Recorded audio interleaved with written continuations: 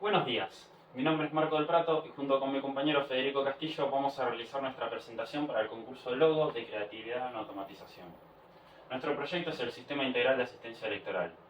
Participamos en representación del Instituto Juan II Fernández bajo la tutoría del profesor Mariano Petralia. Para abordar la temática de este año es necesario contar un breve resumen de lo que viene sucediendo estos últimos 2 años. En diciembre de 2019 comenzó una etapa histórica a nivel mundial. El virus que a día de hoy todos conocemos empezaría a expandirse rápidamente a lo largo de todo el mundo, causando caos social, económico y sobre todo sanitario. Contando ya con 4.300 muertos y 118.000 casos en 114 países, en marzo del año pasado esta situación fue reconocida por la OMS como pandemia. Desde entonces y hasta la fecha los casos han subido. Hoy superan los 270 millones de casos y 5.3 millones de muertos. Los organismos de salud no daban abasto, millones de personas permanecieron aisladas largos meses, estudiantes en todo el mundo perdieron tiempo y posibilidad de estudio y miles de personas quedaron varadas en otros países. Mientras que incontables puestos de trabajo se perdían, al mismo tiempo se destinaba una inimaginable suma de dinero a adaptar ambientes y capacitar gente en el cumplimiento de los protocolos debido a lo susceptible que es el contagio del COVID-19.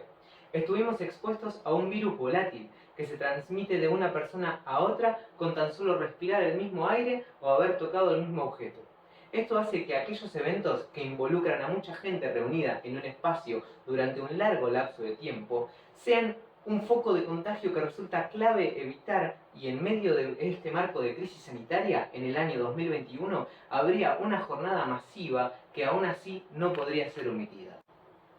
En Argentina estaba previsto que el 8 de agosto se llevarían a cabo las elecciones PASO.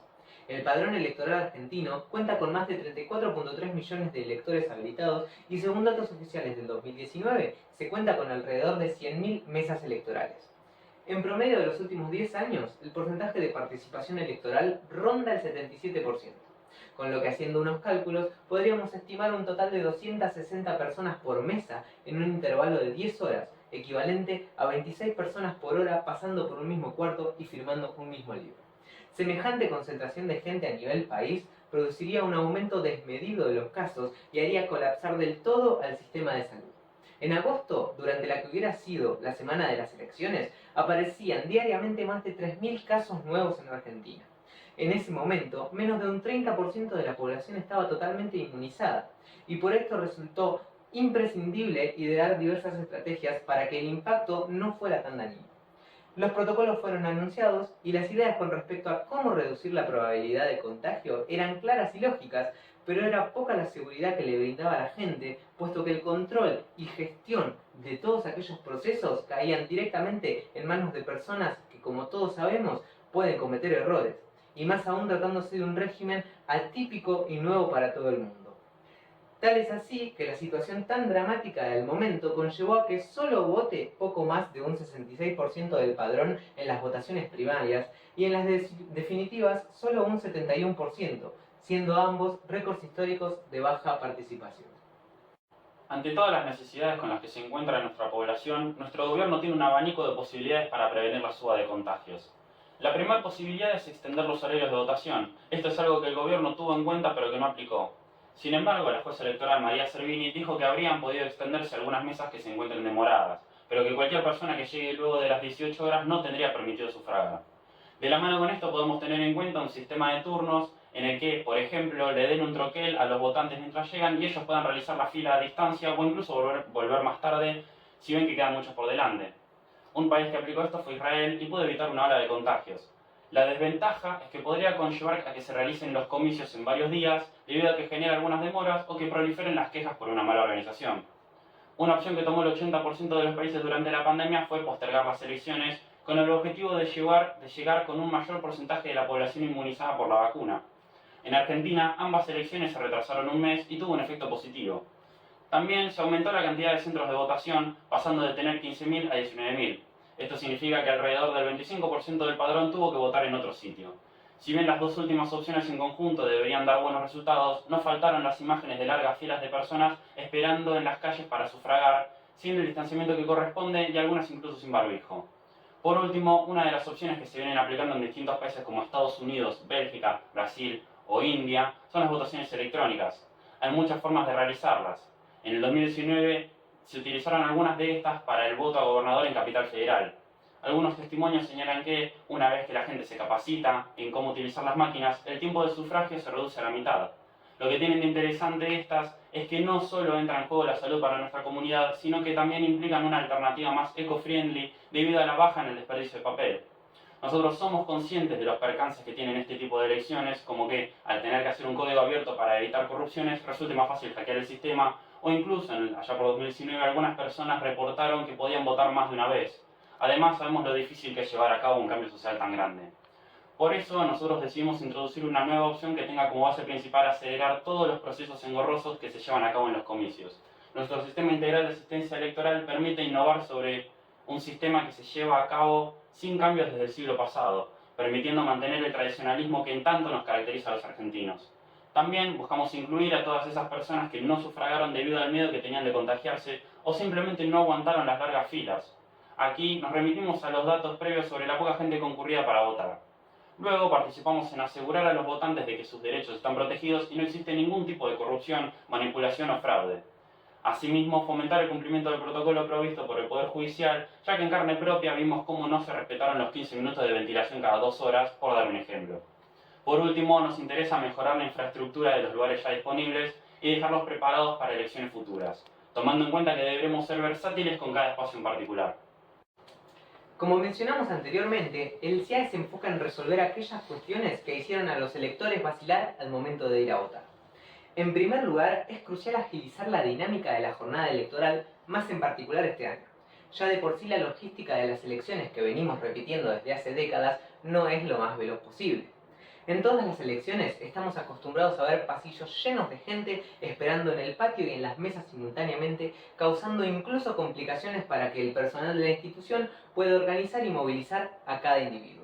Mediante el uso de indicadores luminosos, comandados por las autoridades de cada mesa, evitamos el tránsito constante e innecesario de gente a lo largo del edificio. Cuando sea pertinente, las autoridades de mesa harán un llamado a que una persona que se encuentra aguardando en las filas de afuera se acerque a sufragar. Pero no son solo los votantes quienes congestionan los espacios. Diversos percances pueden ocurrir y pausar por algún tiempo el acto del sufragio. Un claro ejemplo de esto es cuando faltan boletas en algún cuarto. Al suceder esto, se debe solicitar a los fiscales que repongan las boletas de los partidos, pero para ello, primero se los debe rastrear en la extensión de toda la escuela. Aquella persona que notificó la escasez queda esperando hasta que la situación se regularice, y el tiempo que se toma en resolver esta cuestión hace que las filas de espera se alarguen innecesariamente. Para precipitar la reanudación del acto, en cada cuarto habrá un pulsador de alarma pensado para instantáneamente notificar la situación, que deberá ser pulsado por el votante al percibir la falta. Experimentalmente se ha comprobado que los niveles de dióxido de carbono en el aire son un buen indicador de la ventilación disponible en espacios cerrados, pues nos proporciona información estimativa de qué cantidad del aire que vamos a respirar ya fue respirado por otra persona.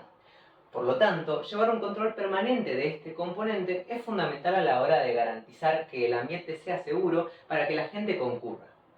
Esto se tiene en cuenta en nuestro proyecto. El programa cuenta con 2 sensores dispuestos a lo largo de los pasillos donde se sitúan las mesas que, colocados debidamente, brindan datos fehacientes del estado de estanqueidad del aire.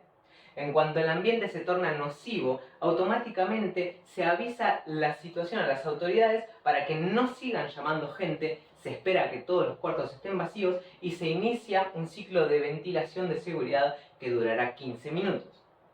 Continuando con el hilo del aprovechamiento de los tiempos, un requerimiento que la Junta Electoral les exige a las autoridades de mesa es una fiscalización cada 2 horas de cómo va el comicio. Es decir, cada 2 horas se debe elevar un informe del porcentaje de votantes que pasaron por cada mesa, y para ello, cada presidente debe llevar la cuenta de cuántos electores concurrieron hasta ese momento. Para facilitar esta tarea, a través de sensores que detectan cuando las puertas están abiertas o cerradas, se llevará en tiempo real un conteo de la cantidad de personas que acudieron al cuarto y el porcentaje que suponen del total. Esto no solo ayuda notoriamente a los encargados de cada urna, sino que también hace más complicado un resultado fraudulento a la hora del recuento, puesto que estarán a la vista la cantidad de votos emitidos. Una parte destacable del proyecto es que facilita todos los datos mencionados anteriormente al personal de manera continua a través de una página web. Esta página se divide en 3 paneles. Un panel de monitoreo general, un panel especialmente diseñado para las autoridades de mesa y un panel de alertas.